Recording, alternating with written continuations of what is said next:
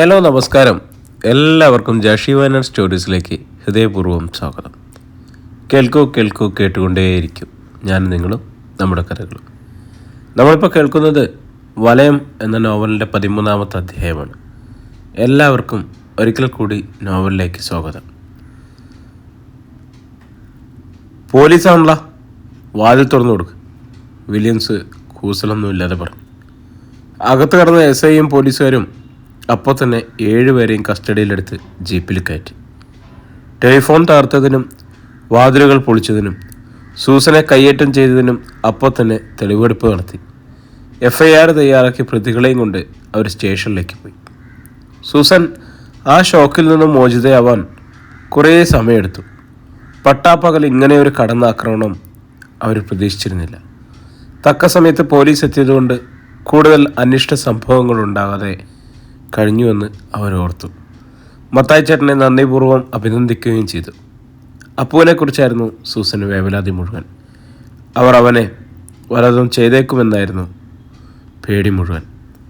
വൈകുന്നേരം അവർ നോബലിൻ്റെ അടുക്കൽ അപ്പുവിനെ കൊണ്ടുവന്നെങ്കിലും സംഭവിച്ചതൊന്നും നോബലിനെ അറിയിച്ചില്ല. അടുത്ത ദിവസം ഉച്ച തിരിഞ്ഞ് സൂസന് ഒരു ഫോൺ കോൾ കിട്ടി. വില്യംസ് ആയിരുന്നു അത്.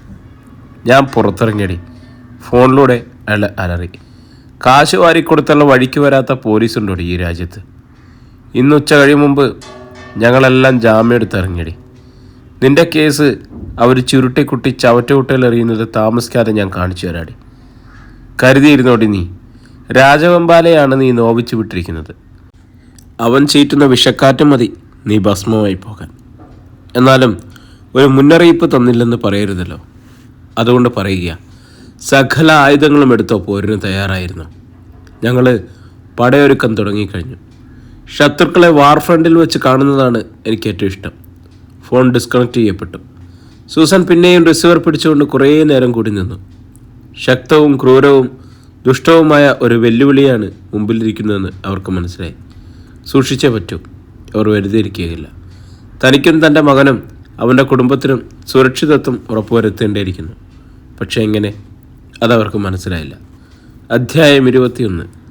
അടുത്ത ആഴ്ചയാണ് നോബലിൻ്റെ കാലിലെ പ്ലാസ്റ്റർ വെട്ടിമാറ്റാൻ ആശുപത്രിയിൽ ചെല്ലേണ്ടത്. ഏതാണ്ട് 3 മാസത്തോളമായി അയാളുടെ വലങ്കാൽ പ്ലാസ്റ്ററിനുള്ളിലായിരുന്നു. കട്ടിലിൽ ഒരേ കിടപ്പ് തന്നെയായിരുന്നു. എങ്കിലും അയാൾക്ക് മടുപ്പൊന്നും അനുഭവപ്പെട്ടിരുന്നില്ല. മിക്കപ്പോഴും പൊന്നും ഉണ്ടായിരുന്നു അയാളുടെ മടിയിൽ. അവളെ കൊഞ്ചിച്ചും ലാളിച്ചും സമയം കടന്നു പോകുന്നത് അറിയുകയേയില്ല. പൊന്നുവിന് അപ്പയോടൊപ്പം ഇരിക്കുന്നതാണ് കൂടുതൽ ഇഷ്ടം. പണത്തിന് ബുദ്ധിമുട്ടുണ്ടായിരുന്നുവെങ്കിലും വീട്ടുകാര്യങ്ങൾ വലിയ തടസ്സമൊന്നും കൂടാതെ നടന്നു പോകുന്നുണ്ടായിരുന്നു. ചെല്ലയും കനകമ്മാളും തങ്ങളുടെ കൈവശമുണ്ടായിരുന്ന പണം വീട്ടാവശ്യങ്ങൾക്കായിട്ട് എടുത്തു. ജാൻസിക്ക് അല്ലലൊന്നും ഉണ്ടായിരുന്നില്ല. കുട്ടികളെ നോക്കേണ്ട ബുദ്ധിമുട്ട് അവൾ അറിഞ്ഞതേയില്ല. ചില്ലയും കനകമ്മാളും ഉണ്ട് അവരെ നോക്കാൻ. പൊന്നുവാണെങ്കിൽ നോബലിൻ്റെ കൂടെ കളിച്ചും ചിരിച്ചും ഇരുന്നുള്ളൂ. അപ്പു മിക്കപ്പോഴും സൂസൻ്റെ കൂടെയായിരിക്കും. ഇപ്പം നോബലിന് വലതുകാൽ മെല്ലെ തറയിലൂന്നി ഭിത്തിയിൽ പിടിച്ച് മുറികളിലൂടെ നടക്കാമെന്നായിട്ടുണ്ട്. വേദനയില്ല.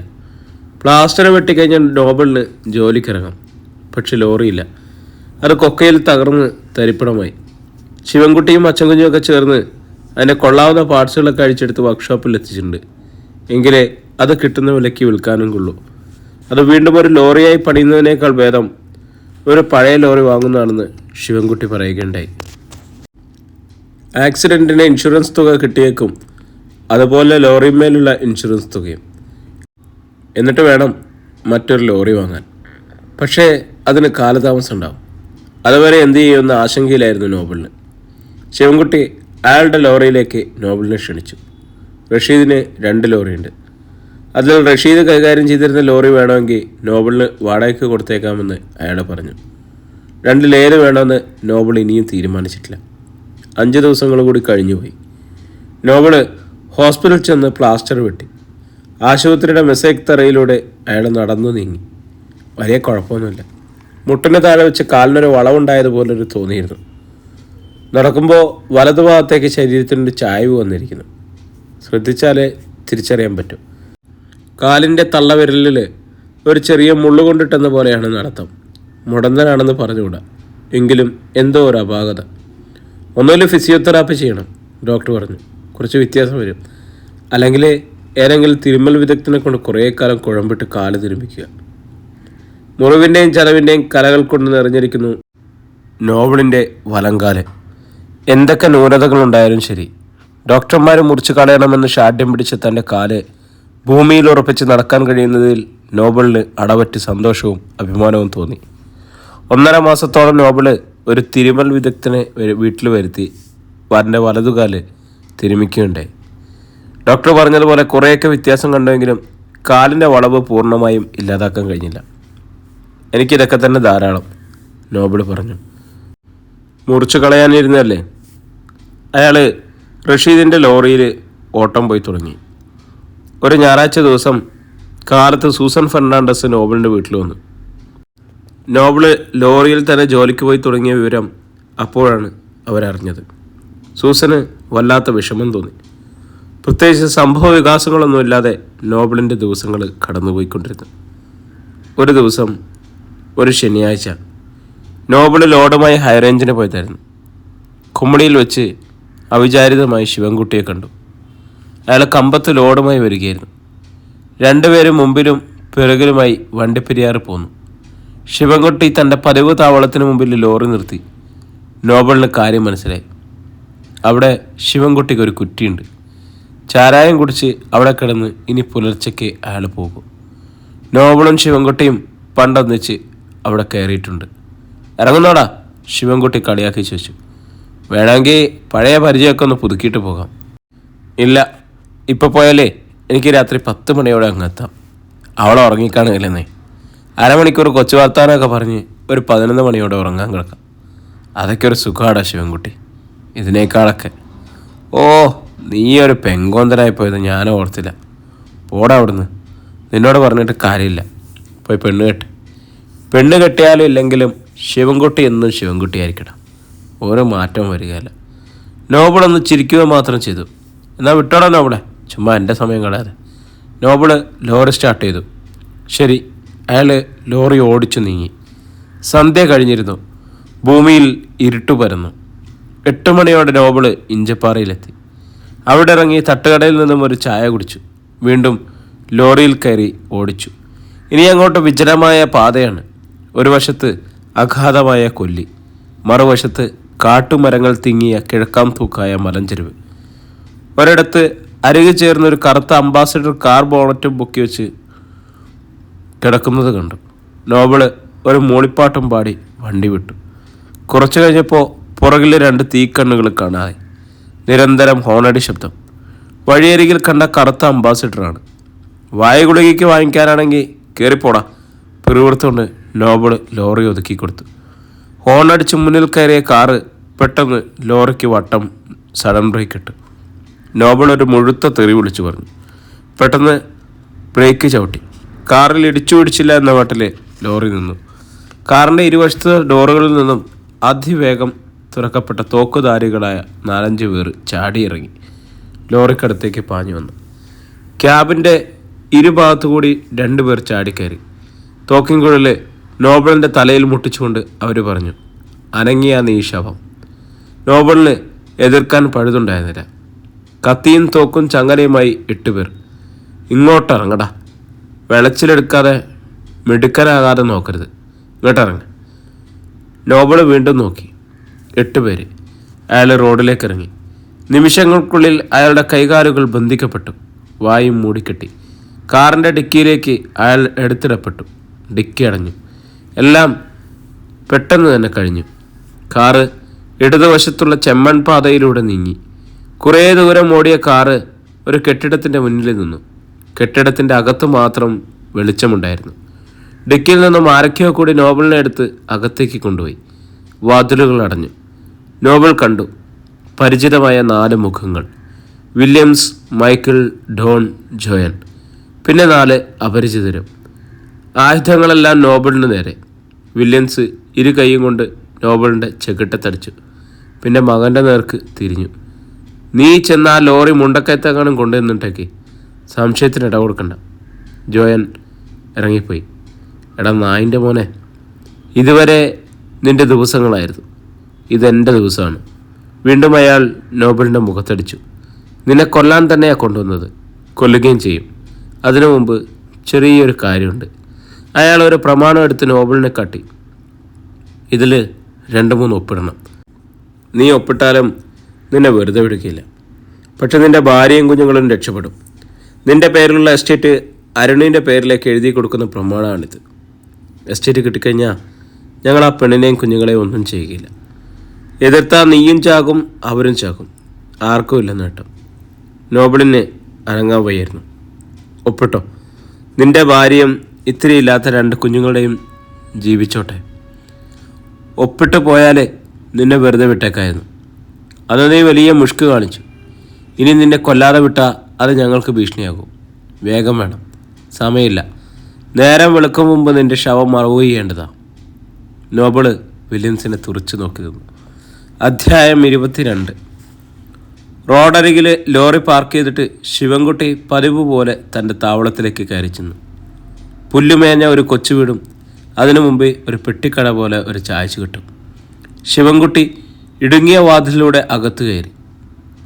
2 പേര് കാലിളകുന്ന ബെഞ്ചുമേലിരുന്ന് കെട്ടുപടി മൂന്നുന്നുണ്ട്. വാ മോനെ വാ. ഗ്ലാസ് കഴുകിക്കൊണ്ട് ജാനകി അയാളെ അകത്തേക്ക് ക്ഷണിച്ചു. പുക ചുറ്റിയ ചുമരുകളുള്ള ചെറിയ മുറിയിൽ മരക്കട്ടിൽ ശിവൻകുട്ടിയിരുന്നു. കൊട്ടുപടി ഉണ്ടോ അതോ മറ്റോ വേണോ? ജാനകി കുഴഞ്ഞു നിന്ന് ചോദിച്ചു. കൊട്ടുപടി എങ്ങനെയാ? ബാറ്ററി നവരസോട്ട് വാറ്റിയതാണോ? മനുഷ്യനെ വടിയാക്കുമോ? ഇത് 1-ാം തര സാധന, ഒരു മയമില്ല. ആ, അരക്കുപ്പിയുടെ. കറി എന്തുണ്ട്? കറിയൊന്നുമില്ല മോനെ, മുട്ട പുഴുങ്ങിയതുണ്ട്, അതെടുക്കട്ടെ. ആ, മുട്ടയോ വിട്ടയോ എന്തെങ്കിലും ആവട്ടെ. ജാനകി കുപ്പിയെടുത്ത് കൊണ്ടുവന്നു. ഗ്ലാസും വെള്ളവും പിന്നാലെ എത്തി. നമ്മുടെ നോബിളിനെ കണ്ടിട്ട് കുറേ കാലമല്ലോ. അവൻ പെണ്ണു കെട്ടി, പിള്ളേരുമായി. വിവരം അറിഞ്ഞില്ലായിരുന്നു? കേട്ടു. അതുകൊണ്ടെന്നാ? ഞങ്ങളോട് പിണങ്ങാൻ ഞങ്ങൾ വല്ലതും ചെയ്തോ? സരസു എപ്പോഴും ചോദിക്കരുത്.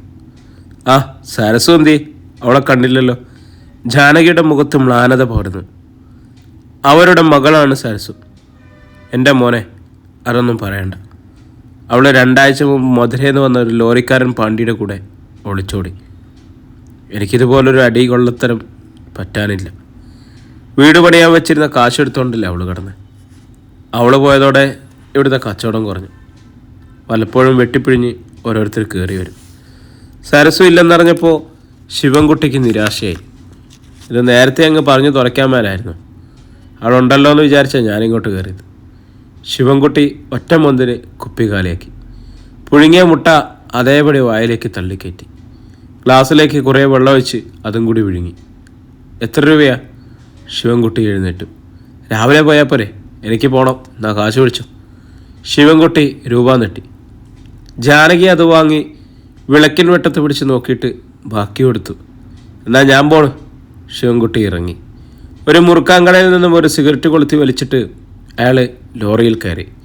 ക്ലീനർ തങ്കപ്പൻ നല്ല ഉറക്കം തൂങ്ങിയിരിപ്പുണ്ട്. നോബിള് പോയിട്ട് 1/4 മണിക്കൂറേ ആയിട്ടുള്ളൂ. ഉത്സാഹിച്ച് പിടിച്ച മുണ്ടക്കയത്ത് ചെല്ലുമ്പോഴേക്കും അവൻ്റെ ഒപ്പത്താം. ശിവൻകുട്ടി ആവുന്നത്ര സ്പീഡിൽ വണ്ടി വിട്ടു. ഇഞ്ചപ്പാറയ്ക്ക് താഴെ വളവ് തിരിഞ്ഞപ്പോൾ റോഡരികിൽ ഒരു ലോറി കിടക്കുന്നത് കണ്ടു. വെറുതെ നമ്പർ ശ്രദ്ധിച്ചു. റഷീദിൻ്റെ ലോറിയാണല്ലോ ഇതെന്ന് അയാൾ വിചാരിച്ചു. നോബിള് ഓടിച്ചു കൊണ്ടുവന്ന ലോറി. ആ ലോറിയുടെ കുറേ മുമ്പിലായി ശിവൻകുട്ടി തൻ്റെ ലോറിയും ഒതുക്കിയിട്ടു. നോബിള് ഈ രാത്രിയിൽ ഇവിടെ എന്തിനാ വണ്ടി നിർത്തിയതെന്ന് അയാൾ അത്ഭുതപ്പെട്ടു. ക്ലീനർ തങ്കപ്പൻ ലോറിയിൽ ചാരിക്കിടന്ന് നല്ല ഉറക്കം. ശിവൻകുട്ടി ലോറിയിൽ നിന്നിറങ്ങി നിലാവത്ത് കൂടി നോബിളിൻ്റെ ലോറിക്കരികിൽ വന്നു. നോബിളെ, എടാ നോബിളെ. 2-3 ആവർത്തി അയാൾ വിളിച്ചു. പ്രതികരണമില്ല. ക്യാബിൽ കയറി നോക്കി. ആരുമില്ല അതിനുള്ളിൽ. അവനവിടെ പോയി? ശിവൻകുട്ടി കുറേ മുകളിലേക്ക് നോബിളിനെ തെരഞ്ഞുപോയി. എടാ നോബിളെ. കാറ്റ് വീശുന്ന ഒച്ച മാത്രം കേൾക്കാനുണ്ട്. ശിവൻകുട്ടി കുറേ നേരം അവിടെ നിന്നു. പിന്നെ നോബിളിൻ്റെ ലോറിക്കരികിലേക്ക് തിരിച്ചു വന്നു. അയാൾ നോബിളിൻ്റെ ലോറിക്ക് പുറകിലെത്തിയപ്പോൾ ആരോ ലോറി സ്റ്റാർട്ട് ചെയ്യാൻ ശ്രമിക്കുന്ന ഒച്ച കേട്ടു. ഇത് എവിടുന്ന് വന്നു ലോറിയിൽ കയറി എന്ന് പിറുവിറുത്തുകൊണ്ട് ശിവൻകുട്ടി മുൻഭാഗത്തേക്ക് നീങ്ങി.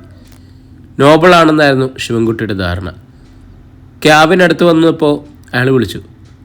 നോബിളെ, നീ എവിടെ പോയി കിടക്കായിരുന്നടാ? എന്തുമാത്രം വിളിച്ചു നിന്നെ? മറുപടിയില്ല. ലോറി സ്റ്റാർട്ട് ചെയ്യാൻ ശ്രമിക്കുന്ന ആളെന്ന് പരിങ്ങിയ പോലെ. നോബിൾ തന്നെയാണോ അത്? ശിവൻകുട്ടിക്ക് സംശയമായി. നോബിളെ, അത് നീയല്ലടാ. ലോറി സ്റ്റാർട്ടായി. ശിവൻകുട്ടിക്ക് പന്തികേട് തോന്നി. ആപത്തിൻ്റെ ഗന്ധം.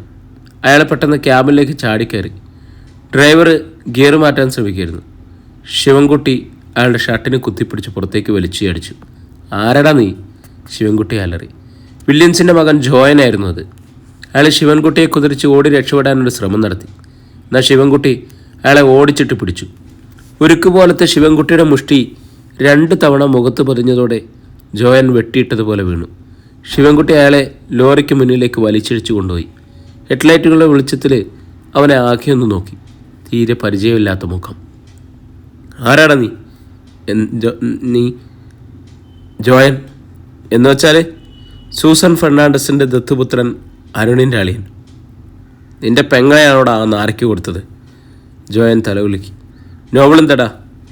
എനിക്കറിയത്തില്ല. അറിയില്ലാത്ത നീ എന്താടാ പിന്നെ നോബിളിൻ്റെ ലോറിയിൽ എന്നാ ചരക്കുമായിരുന്നടാ പട്ടി നീ? ലോറി ചുമ്മാ കിടക്കുന്നുണ്ടപ്പോൾ ഒന്ന് സ്റ്റാർട്ടാക്കി നോക്കിയതാ. നോബിളിൻ്റെ ലോറി ആളില്ലാതെ ചുമ്മാ ഇവിടെ കിടക്കാനും അന്നേരം നീ ഇതിലെ വരാനും ചുമ്മാ സ്റ്റാർട്ട് ചെയ്ത് നോക്കാനും നിനക്ക് തോന്നാനും കൊള്ളാമല്ലോടാ. പറഞ്ഞു തീർത്തതും പുറംകൈ വീശി ഒറ്റയടി ജോയിൻ്റെ ചെകിട്ടത്തന്നെ. എവിടെടാ നോബിൾ? അറിയാമല്ല. ശിവൻകുട്ടി എളിയിൽ നിന്നും കത്തിയൂരി. അതിൻ്റെ മുനയിൽ ജോയലിൻ്റെ ഷർട്ട് തോണ്ടിയെടുത്തു. നെഞ്ചിൻ്റെ ഭാഗം വരഞ്ഞു കയറി. പിന്നെ ഇടതുമൂലയ്ക്ക് താഴെ വാരിയലിന് താഴെ ഇരുന്ന കത്തിമുനയിൽ അല്പം കയറ്റി. ചങ്ക എവിടെയാണെന്ന് എനിക്ക് നല്ല നിശ്ചയമാണ്. ഇതിനു മുമ്പ് 9 കൊല്ലവും ഞാൻ നടത്തിയത് ഇങ്ങനെ തന്നെയാണ്. തെറ്റുപറ്റിയിട്ടില്ല. 1/2 മിനിറ്റ് ഞാൻ തരാം. കിളി പറയുന്നത് പോലെ പറയാം. ഇല്ലെങ്കിൽ നിന്റെ ചങ്കം മുറിച്ച് ഞാൻ കൊക്കയിലെറിയും. നിമിഷങ്ങൾ നീങ്ങി. കത്തിമുഴ താഴേക്ക് വരുന്നത് ജോയനെ കിടിലം കൊള്ളിച്ചു. പറയാം, എല്ലാം പറയാം. എന്നെ കൊല്ലരുത്. പറഞ്ഞോ. പറയുന്നത് കള്ളമാണെന്ന് തോന്നിയ ഒറ്റ കുത്തിന് ഞാൻ കുത്തും. മുന്നറിയിപ്പൊന്നുമില്ല. കത്തിച്ചരിച്ച് ചോര വാർന്നു വരത്തക്ക വിധം നെഞ്ചിനു മീതെ അയാളൊന്ന് പൂളി. ജോയൻ പൊളഞ്ഞുപോയി. അയാൾ സംഭവിച്ചതെല്ലാം ശിവൻകുട്ടിയോട് തുറന്നു പറഞ്ഞു. കാലി കയറിയ ശിവൻകുട്ടി അയാളെ റോഡിലിട്ട് ചവിട്ടി ഉരുട്ടി. പിന്നെ അയാളുടെ കൈ രണ്ടും പിന്നോട്ടാക്കി കെട്ടി. ഒടുവിൽ പിടിച്ചു പോയി. നടക്കടാ. അയാളുടെ കോളറിന് പിടിച്ചുകൊണ്ട് ശിവൻകുട്ടി അയാളെ തള്ളി. നടത്തത്തിനും ഓട്ടത്തിനും മധ്യയുള്ള ഒരു വേഗതയിൽ 1/4 മണിക്കൂറിൽ അവർ നോബിളിനെ കൊണ്ടുപോയ വീടിന് മുന്നിലെത്തി. ഒരു കറുത്ത കാറ് വീട്ടുമുറ്റത്ത് കിടപ്പുണ്ട്. നീ നിൻ്റെ തന്തക്കഴിവേറി എങ്ങനെയാണ് വിളിക്കുന്നത്? പപ്പ എന്ന്. ആ, പപ്പയോട് പറയണം വാതിൽ തുറക്കാൻ. അതിനിടയിൽ വല്ല മിടുക്കും കാണിക്കാൻ പോയാൽ നിൻ്റെ തലയെൻ്റെ കയ്യിലിരിക്കും. ശരിക്കും താഴെ കിടക്കുക പോലും ചെയ്യില്ല. മനസ്സിലായോ? ജോയൻ തലയാട്ടി. അവൻ്റെ കഴുത്തിൽ കത്തിമുന ഊന്നിക്കൊണ്ട് ശിവൻകുട്ടി വാതിക്കലെത്തി. അകത്ത് വില്യംസൺ കൂട്ടരൻ നോബിളിനെ ക്രൂരമായി മർദ്ദിക്കുകയായിരുന്നു. നോബിളിൻ്റെ ഉദ്ദേശം ഒപ്പിട്ട് കഴിഞ്ഞാൽ അടുത്ത നിമിഷം അവർ തന്നെ വകവരുത്തും. ഒപ്പിടുന്നില്ലെങ്കിൽ അർദ്ധരാത്രി കഴിയുന്നിടം വരെ അവർ നോക്കും. അതിനിടയിൽ രക്ഷപ്പെടാൻ എന്തെങ്കിലും പഴുതുണ്ടായ പപ്പ ജോയൻ്റെ വിളിയച്ച വില്യംസ് തിരിച്ചറിഞ്ഞു. വാതിലടിക്കുന്നുണ്ട്. അവൻ ഇത്ര പെട്ടെന്ന് തിരിച്ചെത്തി. ഡോൺ, ആ വാതിലൊന്ന് തുറന്നു കൊടുക്ക്. വില്യംസ് ആജ്ഞാപിച്ചു. അതിനെന്താ? അവൻ ഈ ലോറിയും കൊണ്ട് പോയതല്ലേ? അതോ എന്നെ കുഴപ്പം വല്ലതും? മൈക്കിൾ സംശയിച്ചു. ഡോൺ വാതിൽ തുറന്നു. അയാളെ തള്ളി മാറ്റിക്കൊണ്ട് ജോയനെയും പിടിച്ചു നിന്നിട്ട് ശിവൻകുട്ടി അകത്തേക്ക് ഇടിച്ചു കയറി. ഒറ്റ എണ്ണ അനങ്ങിപ്പോരുത്. വാതിൽ പുറങ്കാലുകൊണ്ട് തൊഴിച്ചടച്ചിട്ട് ശിവൻകുട്ടി അലറി. കസേരയിൽ ബന്ധിക്കപ്പെട്ട നിലയിലിരിക്കുന്ന നോബിളിൻ്റെ ചോരയൊലിച്ച മുഖം ശിവൻകുട്ടിക്ക് അഭിമുഖമായി തിരിഞ്ഞു. ഏതാണ്ട് അവശനിലയിലായ നോബിളിനെ തന്നെ കണ്ടപ്പോഴുണ്ടായ ഉണർവ് ശിവൻകുട്ടി ശ്രദ്ധിച്ചു. വേഗം അവനെ കെട്ടച്ചുവിട്. വേഗം വേണം. ശിവൻകുട്ടി വില്യംസിനെ നേർക്ക് അട്ടഹസിച്ചു. വില്യംസ് തോക്ക് താഴ്ത്തിയപ്പോൾ ശിവൻകുട്ടി ജോയനെ മുന്നിൽ നിർത്തി. കത്തിയുടെ വാഴ്ത്തല കഴുത്തിന് കുറുക്കെ അമർത്തി. അയച്ചു വിടട്ടോ ഡാഷു മോനെ. നോബിളിനെ, ഇല്ലെങ്കിൽ നിന്റെ മോൻ്റെ കഴുത്ത് ഞാൻ കണ്ടിക്കും. വില്യംസ് പതറി. പപ്പ ഇവനെന്നെ കൊല്ലും.